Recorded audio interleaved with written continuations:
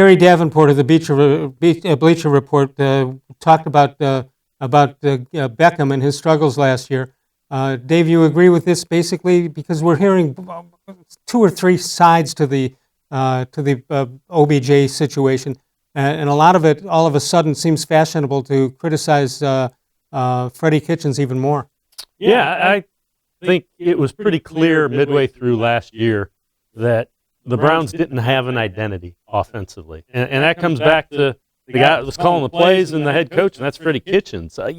How can you have a guy like Nick Chubb, second leading rusher in the NFL, and not be a run-first team, not be able to – you couldn't tell me what last year's offense was. So I think it's absolutely right. It was like, oh, boy, we haven't gotten the ball to Odell in a little bit. We need to get him the ball. And by the time you got to that, everybody was there instead of nothing set anything up in that Browns offensive system, and Beckham suffered because of it. All right, so Davenport goes on to say they can be attributed to two things: injuries and the sad state of the Cleveland offense under Freddie Kitchens. Kitchens' play calling was a mishmash of predictable, puzzling, and putrid, the three Ps. That led to one of the two scenarios for Beckham. Either the Browns forced the ball into coverage in his direction, or he was on the side of a milk carton. That's rather harsh.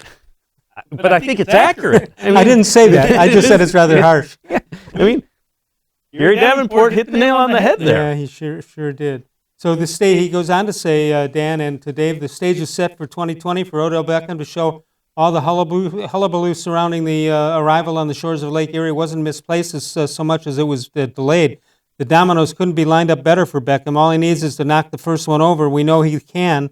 We've seen that what he can do when healthy and on top of his game, and just with average quarterback play and not much of a supporting cast around him in New York, he was one of the hardest players to defend in the NFL. It's going to be interesting when the schedule comes out. You got 2 games with the New York. You got games with the Jets and the Giants. I believe he'll be fired up for those games. Yeah, I think both of them are in New York as well. Yeah. Both of them are on the road for the Browns. So he goes back to New York twice. The other thing that this kind of reinforces, to kind of dovetail back to Dan's thing, is they've put everything in place to find out, is Baker Mayfield the guy he was 2 years ago, or is he the guy he was last year? And they need to get that answer, because if he's the guy that he was last year, I don't know that you pick up that fifth-year option. Maybe not. All right, so both of you, if I ask you, it's going to be a combination question of Beckham and Baker. They have good years or bad years? Dan, we'll start with you. I don't think we can play this game by saying a little of each.